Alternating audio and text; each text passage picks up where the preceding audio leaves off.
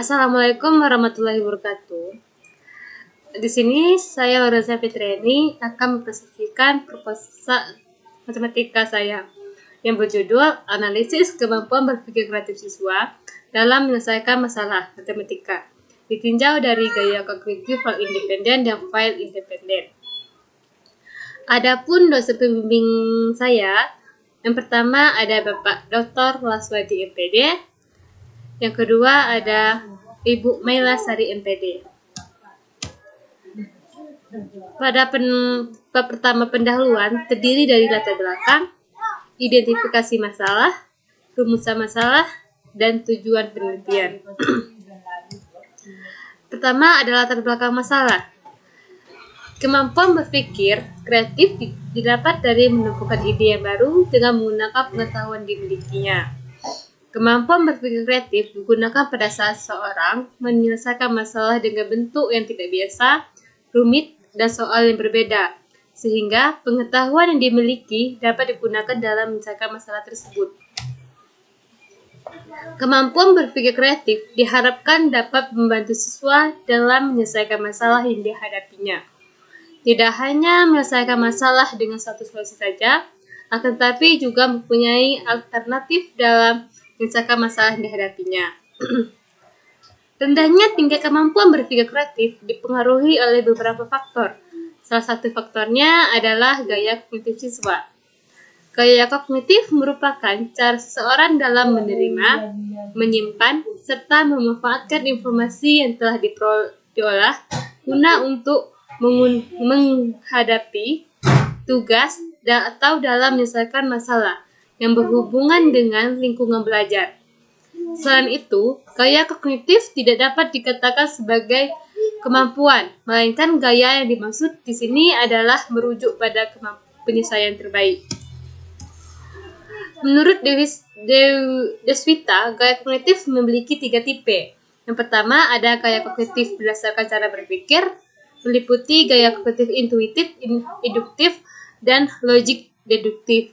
Yang kedua ada gaya kognitif secara konseptual tempo yang meliputi impulsif, dan reflektif. Yang terakhir ada gaya kognitif secara psikologis yang meliputi gaya kognitif file independen dan file dependen. Dari 3 penelitian tersebut, gaya kognitif yang akan digunakan oleh peneliti adalah gaya kognitif secara psikologis dan gaya kognitif yaitu gaya kognitif file independen dan file dependen. Selanjutnya, identifikasi masalah. Yang pertama, rendahnya kemampuan berpikir kreatif siswa. Yang kedua, siswa hanya dapat menjawab soal seperti contoh yang diberikan oleh guru sebelumnya. Yang ketiga, pada saat pembelajaran berlangsung, siswa kurang diberi kesempatan oleh guru untuk berpikir dan menyelesaikan soal yang diberikan oleh guru. Selanjutnya ada rumusan masalah. Yang pertama, bagaimana berpikir kreatif siswa dalam menyelesaikan masalah matematika yang ditinjau dari gaya kognitif file dependen. Yang kedua, bagaimana berpikir kreatif siswa dalam menyelesaikan masalah matematika yang ditinjau dari gaya kognitif dependen. Yang ketiga, apakah terdapat perbedaan kemampuan berpikir kreatif matematika siswa yang memiliki gaya kognitif independen dan file dependen. Tujuan penelitian. Untuk mengetahui kemampuan berpikir kreatif siswa dalam menyelesaikan masalah matematika ditinjau dari gaya kognitif file independen. Yang kedua, untuk mengetahui kemampuan berpikir kreatif siswa dalam menyelesaikan masalah matematika yang ditinjau dari gaya kognitif file dependen. Yang ketiga, untuk mengetahui perbedaan kemampuan berpikir kreatif matematika siswa yang memiliki gaya kognitif file independen dan file dependen. Bab 2 adalah kajian teori. Yang pertama ada berpikir kreatif, yang kedua ada gaya kognitif. Berpikir kreatif. Menurut Ruggiero dan Evans, berpikir kreatif dipandang sebagai suatu kegiatan yang dilakukan oleh seseorang dalam menciptakan suatu gagasan yang baru. Menurut Crow dan Crow, berpikir kreatif melibatkan seseorang dalam proses berpikir, yaitu penalaran, asosiasi, dan pengungkapan kembali. Menurut Coleman dan Hammond, berpikir kreatif adalah suatu aktivitas mental dalam meningkatkan kemurnian, ketajaman, pemahaman dalam mengembangkan sesuatu. Selanjutnya ada gaya kognitif. Gaya kognitif merupakan cara untuk membedakan seseorang dalam berpikir, belajar, memecahkan masalah, membuat keputusan, dan sebagainya. Gaya kognitif terdiri dari dua. Yang pertama ada file independen. Menurut Witke, mengatakan bahwa individu yang memiliki gaya kognitif independen cenderung melakukan analisis dan sintesis terhadap informasi yang dipelajari dengan mudah, serta dapat memisahkan suatu bagian dari kesatuan yang baik. Yang kedua ada gaya kognitif file dependent. Menurut Witke dan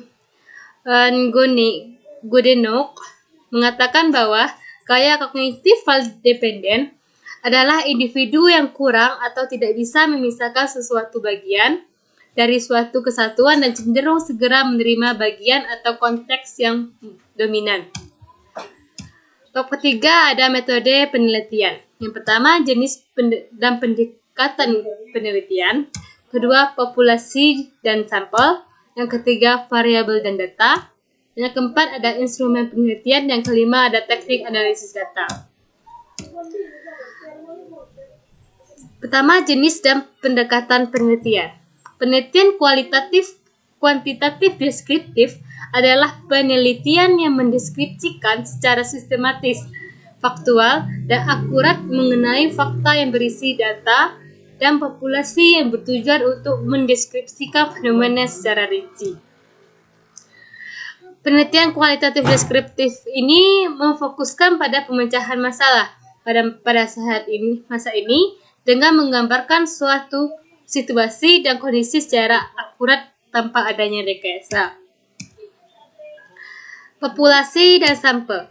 Populasi adalah wilayah yang akan diteliti oleh peneliti, yang terdiri dari objek atau subjek yang mempunyai kualitas dan karakteristik tertentu untuk telah ditetapkan oleh peneliti yang dipelajari dan selanjutnya ditarik kesimpulan oleh peneliti.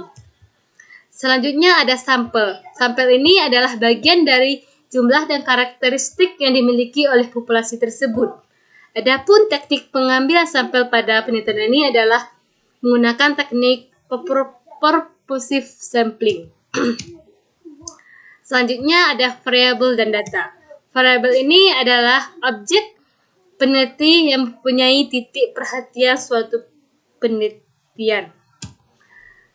Selanjutnya ada data. Data terdiri dari dua jenis. Yang pertama ada data primer, adalah data statistik yang didapat dari orang pertama atau dapat dikatakan sebagai tangan pertama. Yang kedua ada data sekunder, adalah data yang didapat oleh orang kedua atau dapat dikatakan sebagai tangan kedua. Selanjutnya instrumen penelitian. Yang pertama ada tes grup embedded figures test, yang dimana tes ini adalah tes kemampuan tes gaya kognitif file independen dan file dependen. Yang kedua ada tes berpikir kreatif, yang di sini terdapat soal-soal yang berisi tes berpikir kreatif. Selanjutnya ada teknik analisis data. Teknik analisis data yang pertama adalah analisis instrumen penelitian. Yang kedua, penyajian data. Yang ketiga ada penarikan kesimpulan. Sekian dari presentasi proposal saya. Apabila terdapat kesalahan, saya mohon maaf. Saya sudahi dengan wassalamualaikum warahmatullahi wabarakatuh.